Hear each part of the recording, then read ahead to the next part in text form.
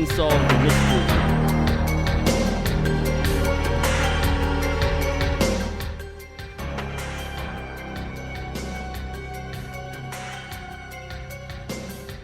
Okay, here we go. Welcome to the show.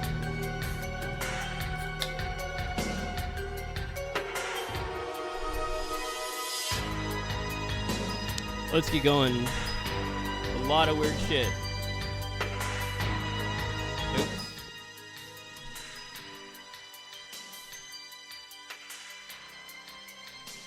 Okay.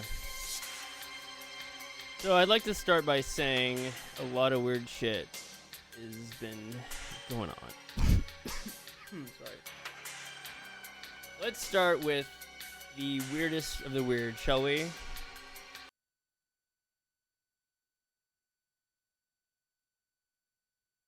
We're gonna get caught up to speed real quick.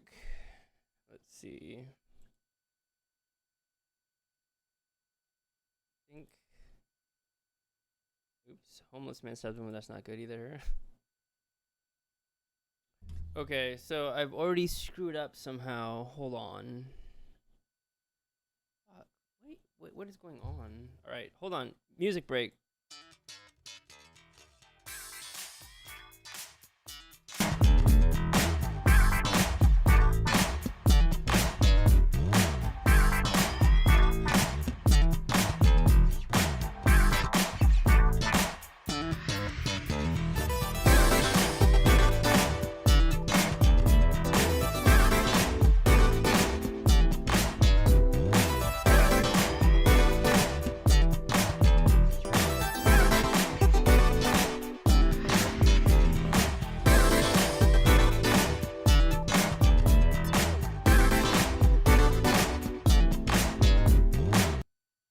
Okay, here we go. Well, search is on tonight for a gunman in a bizarre attempted murder case. It happened on Friday in a Lake City, Seattle neighborhood, a place that's considered fairly safe and quiet. But as Q13 News reporter Olivia LaVoice explains tonight, this isn't the first time the victims had a terrifying encounter at their home. It was the start of a sunny holiday weekend. Just after noon, this man, Travis, was heading into his girlfriend's secluded home on Sandpoint Way when someone confronted him. And he was shot 6 times in my front yard. His girlfriend, we're calling Jane, who lives where the shooting took place, is asking we keep her identity anonymous. She says she's living in a kind of fear that's unexplainable. She says it appears the shooter was lying in wait, but she doesn't know for whom or why.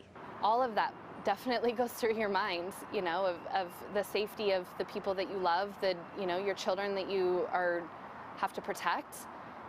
It's terrifying. Jane says she and Travis, who is a local chef, have no enemies. We both live really peaceful lives. We have small circles. But something did come. Pause. All right. Yeah, it's a little bit dark, right? But hold on with small circles. Who says that? We have small circles. Like, what does that mean? Come to mind. That's immediately where I went, was this person that tried to break into my home came back.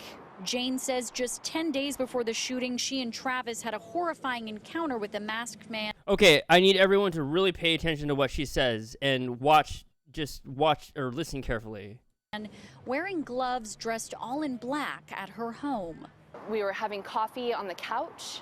We saw him come up the deck, and he saw Travis and charged at him, and the sliding glass door was closed and locked barely in time.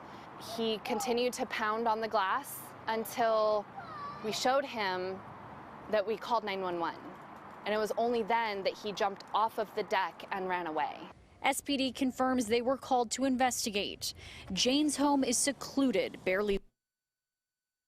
It's the same side of that mass shooting like 2 years ago. Like almost, that's the memorial where it says Q13 News. That used to be a memorial for another shooting. So that's weird. Visible from the street. Her deck isn't easy to access, but she says the man seemed determined. I didn't sleep for days. This was during that heat wave. I was too scared to even open my windows to get any kind of draft. So my house was 100 degrees inside. Fast forward to last Friday, Seattle police says it appears the shooting at her home was targeted. As for why, Jane wants that answer too. For me, it's all I think about is just catching this person and wanting to just desperately know what's happening and to know that we're safe and that we're not going to be murdered some other day. Olivia Lavoie, Q13 News. It's just awful. Jane tells us that she's unsure Travis will be able to continue his career as a chef. It appears the shooting at her home was One second. All right. First of all, there's a problem with her story. Her story is a little bit too cut and dry, conveniently worded. Innocence is built into the story sort of inherently. Now, I wish I had friends. I wish I had friends who knew as much as I do about these kinds of things, that could point out other things about this that stand out. Is just really looks like fishing, like someone's fishing for information. She wants people to call, but she doesn't. At no point do they say, here's where you're supposed to call for information. Not like I have any, but it's sort of like a cry for help with no information. And I don't know who went to the trouble of making this news story with this woman who is exposing herself, but there's no helpful information for a single person to even look at. Like, how is this news story going to help anyone? It's like a complete fabrication, but it sounds like they're out of ideas and they're putting this vague stuff up. Of course, they got like the fucking tip line at the bottom or whatever. Yeah, here we go. What if we did have tips, but we don't know anything other than he is a chef? Okay, well, I can't really help you with that because I don't eat out. Sorry, chefs saying this is a chef. Her deck is a floating deck.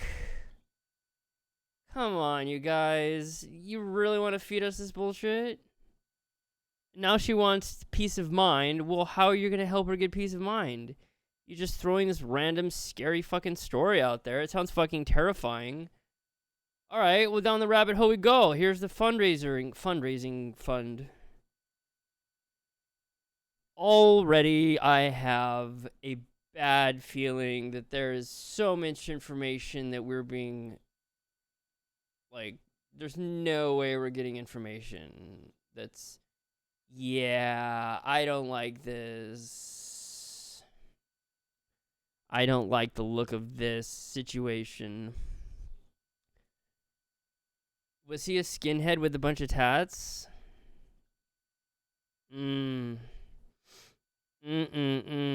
That is no good. Well, what happened? 6 times. Arm, leg, chest, abdomen. Girlfriend is unharmed. Now let's listen to his timeline.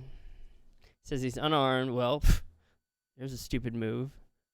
All right, here's what I don't believe. Taking a lunch break while helping his friend get settled into her new home. Wait, what? I think that's got changed. I thought it was a him yesterday. Travis was unarmed and taking a lunch break while helping his friend get settled into her new home. So we already have more people involved in the story than the police want to tell us. Okay, and then here's this. The unknown assailant is still out there. We don't believe Travis knew the shooter, but then later they said he was targeted. All right, now let's read this. It says he does not have enemies, period. What kind of a statement is that? You could have an enemy. How would you know that? You could have a horrible enemy that you ran over his dog a year ago and he has held a grudge. Is that been confirmed Mr. Investigator, that he did not have enemies. How about his online life? Where's the social media stuff? Oops, that's missing, isn't it? Oh, here's a picture of him as a pirate. Oh, that's really helpful. Bullshit! Bullshit! It's all bullshit. I'm calling bullshit on everything about this unknown assailant like it's fucking... What video game is that from? Where the unknown black assailant like attacks you. Anyway. So that's what I got. I mean, it's bummer for this dude, but I really don't appreciate these bullshit news stories. And then the other thing about this news story, Olivia LaVoice. She's La Voice of the people. What? Let me make sure I got this. Yeah.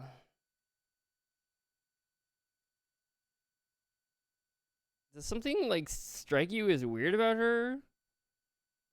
Like, is that a mannequin or a person? Sorry, I won't be mean. I'm just saying this hair looks like a Barbie doll or something. And then she's got this story, but here's what's interesting. She says, when I'm not reporting, I'm usually watching a murder documentary. I guess that's what people do in their free time. Yeah, you're really weird.